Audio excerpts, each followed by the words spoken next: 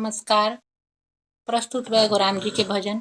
आशा करत तनी कि आप सबके पसंद आई तो लाइक शेयर और सब्सक्राइब जरूर करब जा। कमेंट करके भी बताइब जा कि हमार गीत भजन रुआ लोग के कैसन लागेला। धन्यवाद। कंगना से गिर गईले हीरा सखी दूगो हीरा, कंगना से गिर गईले हीरा सखी दूगो हीरा, कंगना से गिर गईले हीरा सखी दूगो हीरा।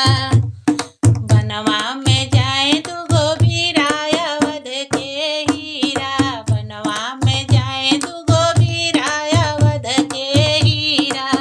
कंगना से गिर गईले हीरा सखी दूगो हीरा, कंगना से गिर गईले हीरा सखी दूगो हीरा।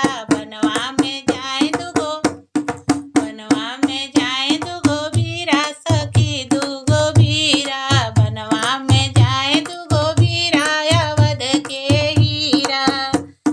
बनवा में जाए दूगो वीरा अवध के हीरा।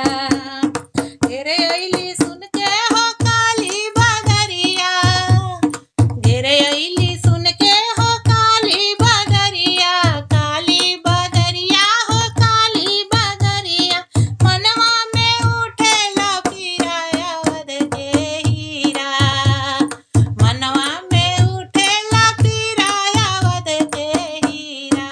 बनवा में जाए दूगो वीरा अवध के हीरा।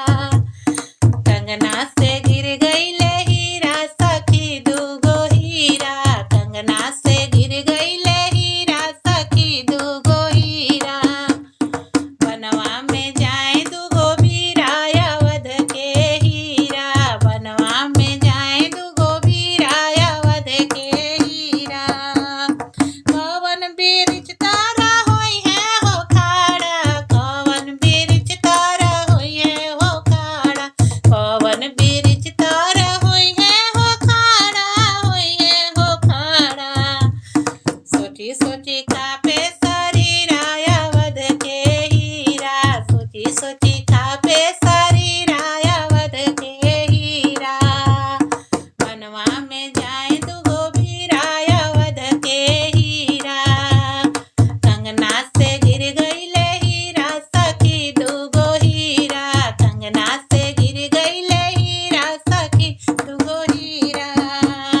बनवा में जाए दूगो वीरा सखी ओ वीरा, बनवा में जाए दूगो वीरा अवध के हीरा। सीता के अबही बबाली उमरिया, सीता के अबही बबाली उमरिया, कैसे